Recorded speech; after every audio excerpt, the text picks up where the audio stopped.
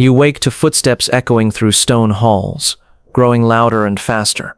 Small hands grip scratchy wool blankets that smell of mold and loneliness. Through a narrow window, dawn lights Vienna in 1793. But no sun reaches this forgotten tower room in Habsburg Palace. You are 7, though no one told you. No one speaks to the hidden child. Your name, if remembered, was Ferdinand, born to Emperor Leopold II's family. But names mean nothing in this silent tomb for the living, where royal blood matters little if the mind works differently. Your caretaker enters, not a nurse or teacher, just a woman paid to keep you fed and forgotten. She avoids your eyes, those almond-shaped eyes marking you as wrong, as something that shouldn't exist in a divinely chosen bloodline. She leaves cold porridge and leaves, no words, never words. Outside, cousins learn Latin and dance. Inside, you watch dust float in a single sunbeam for hours, all you have. In Europe's grand palaces, behind gold doors under painted heavens, lived children who threatened royal beliefs. Sons and daughters born with what we now call Down syndrome, causing distinct faces, learning challenges, and often heart problems. But before doctors understood genes, these children were seen as curses or punishments. Peasant families might accept such a child as God's will, finding them farm tasks. But royalty demanded perfection. Princes and princesses were political pawns, future marriages, symbols of dynasty power. A child who couldn't learn court manners, who drooled at state dinners, who'd never grasped diplomacy. Such a child endangered both family pride and political stability. Take Prince John of England, youngest son of King George V and Queen Mary, born 1905 at Sandringham. For 4 years he lived like any royal, photographed in sailor suits with siblings, shown to important guests. But around age 4, the seizures began. Along with epilepsy came signs of what physicians quietly noted as learning difficulties, and features that photographs from the era reveal as consistent with Down syndrome. Though this was never officially confirmed, by 1909 AD, John had vanished from public life entirely. His grandmother, Queen Alexandra, wrote in her diary about visiting poor little Johnny at Wood Farm, a farmhouse on the Sandringham estate where he'd been relocated with his devoted nurse, Charlotte Lala Bill. Alexandra described a child who lived in his own world, who found joy in simple things, collecting acorns, watching the gardeners work, laughing at games only he understood. His siblings were discouraged from visiting. His parents maintained distance, viewing him through the lens of duty rather than affection. When John died in 1919 AD at age 13 following a severe seizure, Queen Mary wrote to a friend that his death was a release for the child, and perhaps the greatest mercy for the poor little soul. Those words, release and mercy, echo through centuries of royal correspondence about such children. They reveal a worldview where difference equaled suffering, where inability to fulfill dynastic duty meant a life wasn't worth living. Yet between the lines of these carefully worded letters, we sometimes glimpse humanity breaking through. John's nurse kept every drawing he made, every photograph, every small treasure he collected. After his death, she was pensioned off quietly, taking her memories of a boy who loved music and animals with her. Memories that painted a far different picture than the official narrative of tragedy and relief. Travel further back to France, 1640 AD. Whispers spread through the palace of Fontainebleau about a child born to King Louis XIII and Anne of Austria, a child born before the future Sun King Louis XIV. Court records sanitized the mention, calling him only a weak infant who failed to thrive. But private letters between royal physicians discovered centuries later in the Vatican's secret archives describe features we now recognize: the flat nasal bridge, the single palmar crease, the protruding tongue.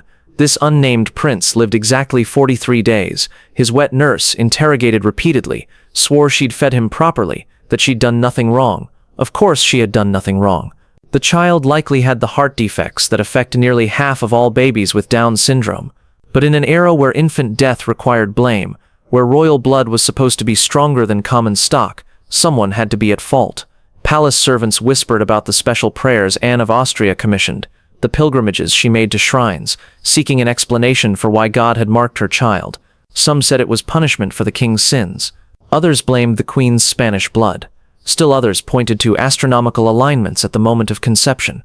What no one said, what no one dared suggest, was that sometimes nature simply creates variation, that this child was not a punishment or a curse, but simply different. Such thinking wouldn't emerge for centuries. Russia, the Romanovs' hidden shame. While history remembers Alexei's hemophilia, Few know about Grand Duchess Vladimir Alexandrovna's youngest daughter, born in 1882 AD. Her name appears in no official genealogies, mentioned only as an infant daughter died young, if at all, but payroll records from the Alexander Palace reveal continuous payments to servants assigned to the East Wing nursery for 16 years after her birth, long after an infant death would require such attention. Letters between ladies-in-waiting describe a girl who never learned to speak properly. At 14, still played with toddlers' dolls, had to be watched constantly, lest she wander into frozen gardens in her nightgown, laughing at snowflakes. When revolution came in 1917 AD, this forgotten Grand Duchess vanished. Did soldiers find her in that nursery, a woman child who couldn't understand the screams? Did a servant spirit her away to a remote village? Or did the fleeing family make a calculated decision about who could be saved? We'll never know. Revolutions erase inconvenient truths along with the regimes that created them. Spain, the Habsburgs' cursed bloodline. Spain's inbred Habsburgs produced numerous disabled children. Charles II el Hechizado, the Bewitched, is infamous. His Habsburg jaw so severe he could barely chew, his mind so delayed he didn't speak until age 4. But Charles had siblings and cousins scrubbed from history. Court physicians wrote in coded Latin of infants born with Mongol features, a term not medicalized for another 200 years. They noted how these births increased with each generation of cousin marriages, uncle-niece unions, desperate attempts to keep royal blood pure. One physician, Diego Mateo Zapata, 1693 AD, described a nameless princess with small stature, difficulty swallowing, profound developmental delays, but also extraordinary affection, joy in music and love for dancing, even if she couldn't keep rhythm. Zapata was burned by the Inquisition for suggesting these children weren't curses, just God's mysterious variety. His notes, hidden in a false-bottomed medical text, weren't found until 1954 AD. Ottoman Empire, the cage of forgotten princes. Under Sultan Mehmed III, 1595 to 1603 AD, a son was born with developmental delays. Ottoman succession was brutal. Princes fought to the death, and weakness meant elimination. This prince didn't die in infancy, as records claim. He was sent to the cafés, the cage, a gilded prison for spare heirs. Palace logs show food delivered to his room for 23 years after his death. Guards reported strange singing, repeated endlessly, laughter at odd hours. When Sultan Ahmed I died, 1617 AD, and succession chaos erupted, every café's room was opened. One guard's memoir describes an adult man with a child's mind, surrounded by thousands of colored glass pieces arranged in intricate patterns. He had spent 20 years creating art no one would see, humming songs no one would hear. What happened to him? Records cease. Silence falls. Bavaria, the princess in the quiet wing. The Wittelsbachs left more traces of their hidden children, perhaps because Mad King Ludwig I made eccentricity fashionable. His cousin, Princess Alexandra, 1826 AD, was kept in Nymphenburg Palace's quiet wing. Officially, she died at 3, but household accounts show care expenses until 1851 AD. A governess's diary, donated 1923 AD, describes teaching a 25-year-old woman to dress herself, use a spoon, recognize letters, though she never spoke, her love for pet canaries, she'd listen to them sing for hours. Yet even this kindness had conditions. She could live, but not be seen. She could exist, but not as a princess. At her death, she was buried in an unmarked crypt section. No ceremony, as if 25 years could be erased. Portugal, the unpaintable princess. In 1734 AD, Infanta Maria Francisca was born to King John V. Court painter John Rant was commissioned for her portrait, but fled Portugal abruptly, his sketches burned. Years later, dying in Madrid, he confessed, "How do you paint innocence itself, when innocence is not what power demands?" Maria lived until 11, hidden in Santos o Novo Convent, Lisbon. Nuns recorded, a child who folded altar cloths, fed convent birds, hummed along to prayers, never learning words. When fever took her, Pipi courted. The nuns begged to bury her there. The royal family agreed eagerly. Her grave reads, "God's child." No name, no dates, no connection to the throne she could never inherit. Denmark, the prince who traveled for his health. Prince Gustav, 1803 AD, son of Frederick VI, was hidden differently. The court claimed he had a nervous condition requiring constant travel. In truth, he was shuttled between remote estates, never staying long enough for locals to notice his differences. Final reflection. These stories reveal a brutal truth. Royal bloodlines prized power over humanity. Children who didn't fit were erased from records, hidden in palaces and convents, buried without names, yet fragments remain, in servants' diaries, physicians' notes, unpaid palace bills, whispering, they existed.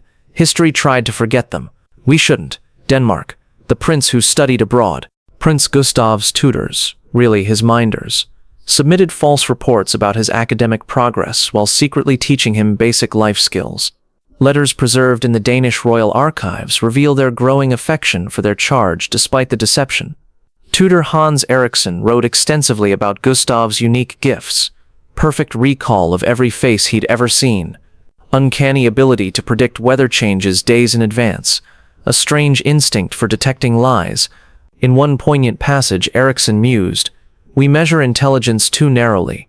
The prince understands things I do not, sees patterns invisible to me. Who truly has the deficit, him or those of us who cannot enter his world?" But this progressive thinking found no support at court. When Gustav died at 31 officially of pneumonia, likely from a Down syndrome-related heart condition, his death was announced as occurring during treatment in Italy. His body was returned under cover of darkness and buried before dawn, his entire existence reduced to a single line in the royal genealogy: Sweden, the ghost prince of Tullgarn Palace. Sweden's Bernadotte dynasty, newcomers to royalty, might have shown more modernity. Yet when Prince Carlos was born in 1852 AD, with developmental disabilities, they followed the old playbook. Official records, died at 3 months. The truth, revealed in servant testimonies and kitchen ledgers, lived until at least age 9 at Tullgarn Palace, 30 miles from Stockholm. The very qualities that make Down syndrome individuals often extraordinarily loving, joyful, and free from the pretensions that torment typical people. These qualities were antithetical to royal power structures built on hierarchy, competition, and carefully controlled bloodlines. Yet, between the lines of official denials and destroyed records, we find glimpses of humanity, servants who risked everything to show kindness, nurses who kept photographs and drawings, monks and nuns who saw holiness where others saw only shame. Even some royal parents, who despite the pressures of their position, found ways to ensure their hidden children received some measure of care and comfort. Consider Princess Alexandrine of Prussia, born in 1915 AD to Crown Prince Wilhelm. Unlike earlier generations, her parents didn't claim she had died. Instead, they placed her in a specialized institution, where she received education tailored to her abilities. She learned to read simple texts, to write her name, to play piano, badly, but with enthusiasm.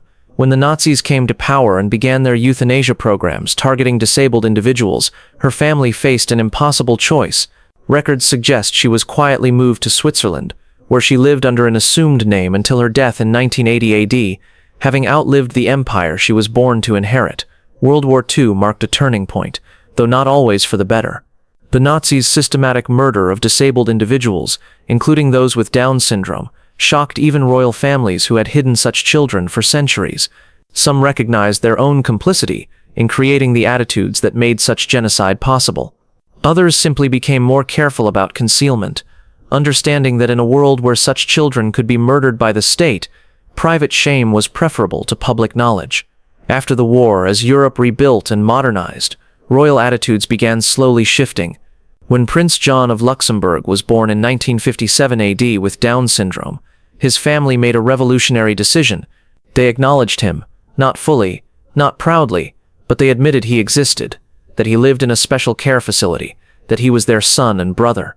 It was a crack in centuries of absolute denial.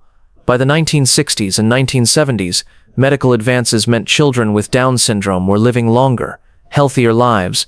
Royal families could no longer claim such children, inevitably died in infancy. Some began quietly supporting organizations that helped families with disabled children, though rarely acknowledging why they had such interest. Others continued old patterns but with modern efficiency, private institutions in discreet locations, trust funds that ensured silence, medical records that vanished into private archives. Spain's modern royal family broke entirely with tradition when in 1973 AD they publicly acknowledged that King Juan Carlos's nephew had been born with Down syndrome. The child appeared in family photographs, attended certain public events, was spoken of with affection rather than shame. It was revolutionary. yet it highlighted how recently such basic human recognition had been denied to these children. Today, we know that Down syndrome is simply a genetic variation, occurring in roughly 1 in every 700 births, across all populations, all social classes, all bloodlines. We know that individuals with Down syndrome can live full, meaningful lives, that they experience the same range of emotions as anyone else, that their intellectual disabilities don't diminish their humanity. We know this now. But for centuries, royal families who claimed divine appointment, who justified their power through supposed genetic superiority, couldn't afford to know this. Modern royal families still face these challenges, though typically with more compassion than their predecessors. When rumors surface about a royal child with disabilities, palace public relations teams issue careful statements about privacy and family matters. Support is provided, care is arranged, but full integration into royal life remains rare. Old habits die hard, and the pressure for royal children to be perfect, or at least appear perfect, persists. Some historians argue that these hidden children represent one of monarchy's greatest moral failures, the systematic denial of humanity to their most vulnerable members. Others point out that royal families were products of their time, following medical and social conventions that labeled such children as mongoloid idiots and recommended institutionalization. Both perspectives hold truth. Royal families didn't create society's prejudices against disability, but their positions of power mean they bear special responsibility for perpetuating them. In researching these stories, one finds an archive of absence, destroyed records, scratched-out names, portraits painted over, graves unmarked or moved. For every documented case, how many others left no trace at all?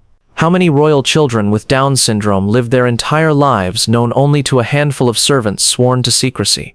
How many died believing themselves orphans, never knowing that somewhere in a palace, their parents continued producing heirs who better fit the royal mold? Yet perhaps the most tragic element isn't the secrecy itself, but what that secrecy cost everyone involved. Parents who might have loved their different children instead learned to see them as shameful secrets. Siblings who might have developed empathy and understanding instead grew up believing in their own genetic superiority. The hidden children themselves, who might have thrived with proper support and acceptance, instead lived diminished lives in the shadows. Modern medicine has given us tools these historical figures lacked. Prenatal testing can now detect Down syndrome before birth, leading to different but equally complex moral choices. Some royal families have likely terminated pregnancies upon receiving such diagnosis, adding another layer to this history of absence. Others have chosen to continue pregnancies and raise children with disabilities, though rarely in the public eye. The last confirmed case of a European royal child with Down syndrome being completely hidden from public knowledge occurred in the 1960s, though rumors persist of more recent cases handled with extreme discretion.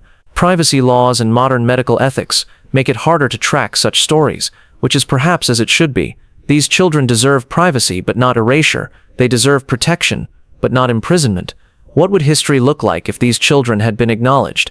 If Prince John had stood beside his brother Edward VIII during the abdication crisis, if the Spanish Habsburgs had recognized that their pure bloodline produced as much variation as any peasant family, if just one royal family, somewhere in those centuries of denial, had said, "This is our child, different but beloved, and we will not hide them."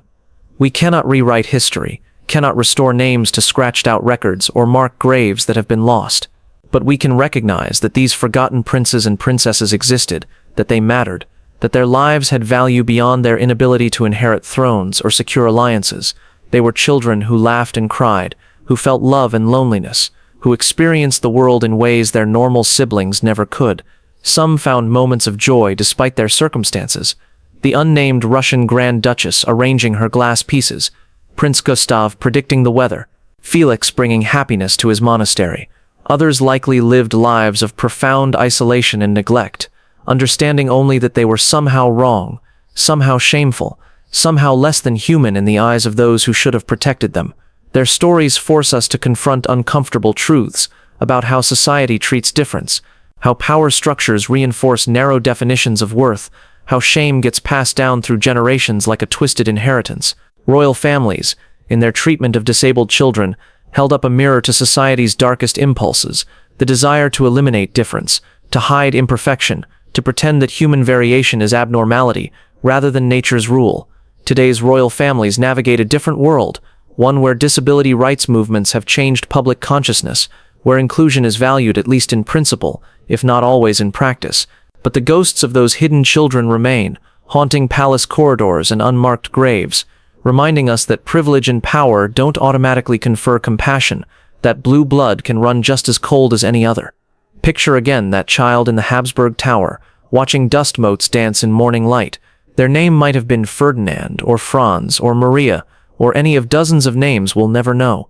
They lived and died in shame that wasn't theirs to bear, victims of a worldview that couldn't accommodate difference, couldn't see beauty in variation, couldn't recognize that the true deficit lay not in their extra chromosome, but in their family's missing compassion. Their attendant leaves, footsteps fading down stone corridors. The child returns to watching light and shadow play across ancient walls, unaware that hundreds of others across Europe share their fate. Royal blood that wasn't royal enough. Divine appointment undermined by human reality. They hum a tune no one else will ever hear, arrange objects in patterns that make sense only to them, and wait for tomorrow's bowl of cold porridge, tomorrow's silent attendant, tomorrow's few moments of filtered sunlight in a room the world pretends doesn't exist. In the end, these forgotten royals tell us less about Down syndrome than about power itself, how it corrupts not just through ambition, but through fear, not just through cruelty, but through shame. They remind us that every society creates its shadows, its unmentionables, its disappeared. The measure of civilization isn't in its palaces or crown jewels, but in how it treats those who don't fit the mold, who can't play the game, who exist outside the boundaries of acceptable difference.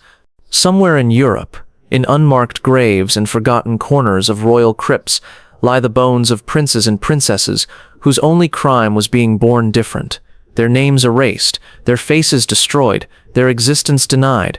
Yet they lived, they breathed and laughed and cried and died, fully human, despite every effort to pretend otherwise.